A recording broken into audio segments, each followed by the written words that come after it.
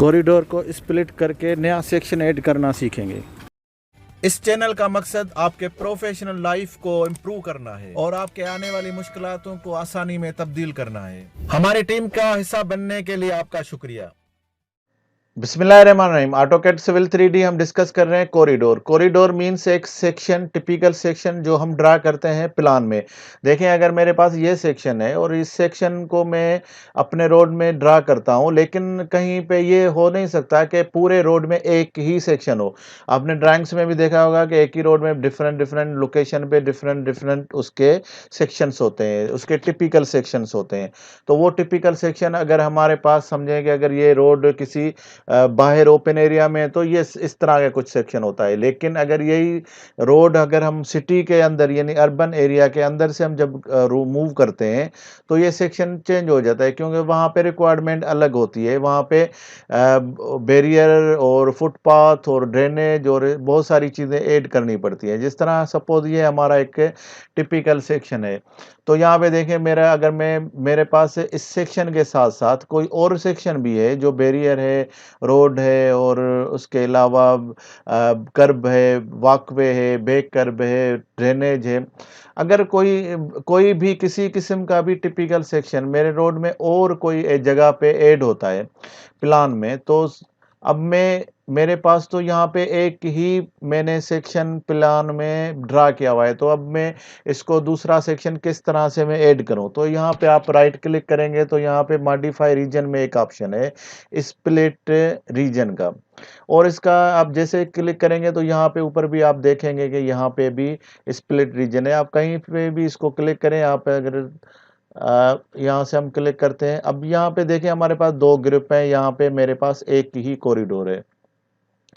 तो मैं अब कहाँ से शुरू करता हूँ। सपोज मेरे पास यहाँ पे एक जगह पे चेनेज नया सेक्शन शुरू होता है, तो मैं जहाँ से भी मेरा सेक्शन शुरू हो रहा है वहाँ पे मैं क्लिक करूँगा, तो यहाँ से ऑलरेडी मेरा एक सेक्शन बन गया। अब यानी ये मेरा रोड जो है वो तीन जगह पे, दो हिस्सों में तकसीम हो गया। अब अगर ये मेरे पास और भी अभी ऑप्शन मौजूद है, मैं अभी ऑप्शन में हूँ, तो मैं सोचता हूँ कि मेरा यहाँ तक रोड,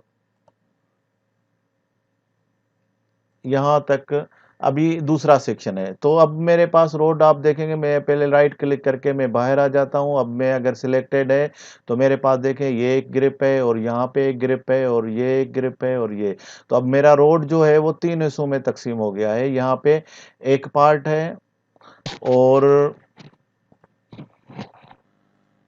यहाँ पे दूसरा पार्ट है और यहाँ पे तीसरा पार्ट है। अब मेरे पास जो तीन पार्ट है, मैं इनमें कोई भी सेक्शन ऐड कर सकता हूँ।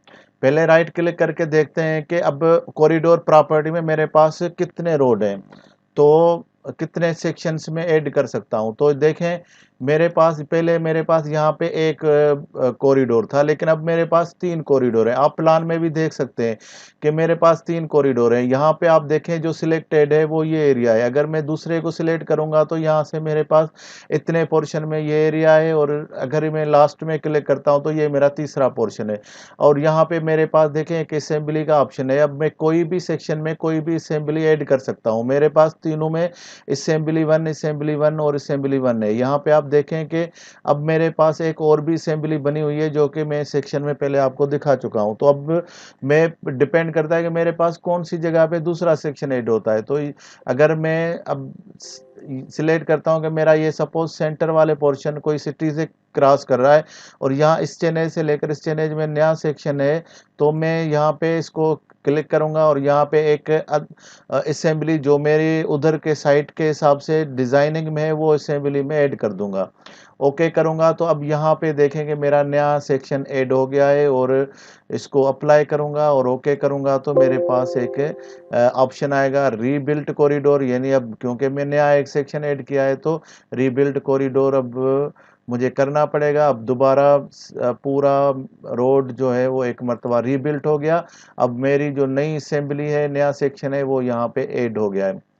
वही तरीका जो अगर आप मेरे पहले लेक्चर देखते हुए आ रहे हैं कि मैं अभी इसको कैसे चेक करूं, तो इसको आप सेक्शन व्यू में भी जा सकते हैं किसी चेनेज में। अब मेरी चेनेज यहाँ करीब 400 से लेकर 600 तक है, तो यहाँ से मैं यहाँ पे भी जा सकता हूँ कि 500 की चेनेज या कोई भी चेनेज देखूंगा तो अब मुझे पता चल जाएगा कि यहाँ पे मेरा क्या सेक्शन है। अब यहाँ पे देखें मेरी ये चेनेज है और ये चेनेज है करीब 420।